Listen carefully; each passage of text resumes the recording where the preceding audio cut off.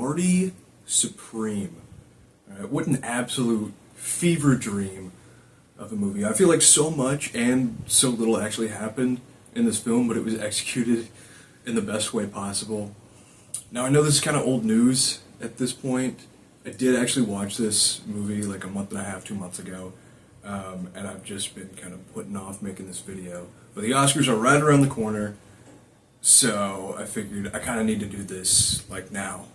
Now I went into this movie expecting a lot more table tennis. I also kind of thought it was going to be showing more like the come-up of Marty. It was not, and I'm not disappointed by that fact at all. There was just so much more to this movie. It was beautiful.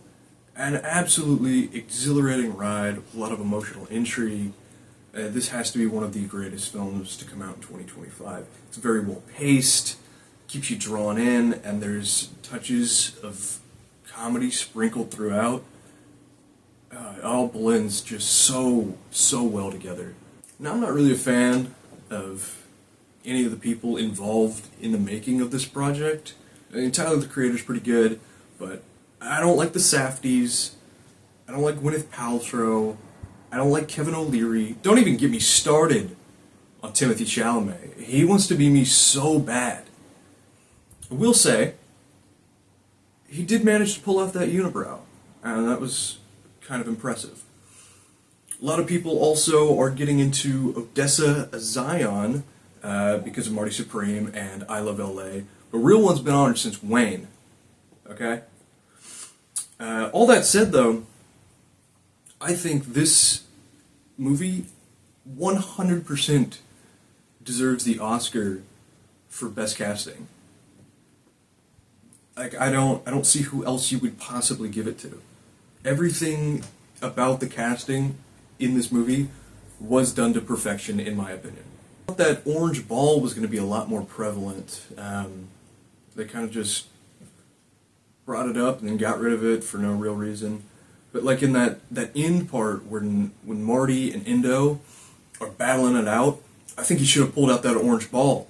Right? The entire idea behind it was that it's hard to see the white ball against a white shirt, which is exactly what's happening in that final match. That could have been like a full circle moment. Oh, what? Orange ball, now audience can actually see what's going on. I feel like that was kind of a missed opportunity. My opinion. I didn't write the movie. Maybe I should have. The marketing on this movie was also just absolutely wild.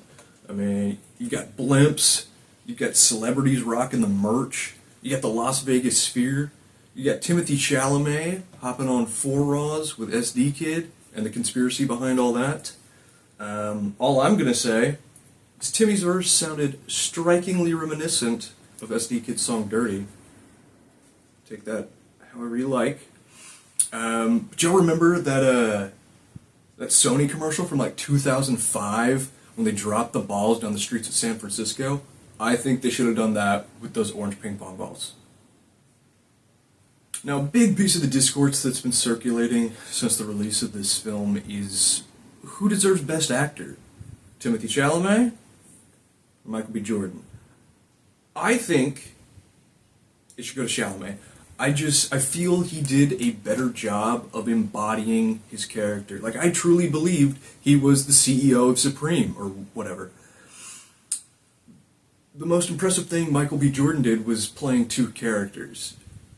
And I still think his performance was absolutely phenomenal. And when you stack him up against other actors who have done that, they've played 2 characters, Jordan blows him out of the water. By far. But if you're comparing Chalamet's performance in Marty Supreme and Jordan's performance in Sinners, I think Chalamet edges him out.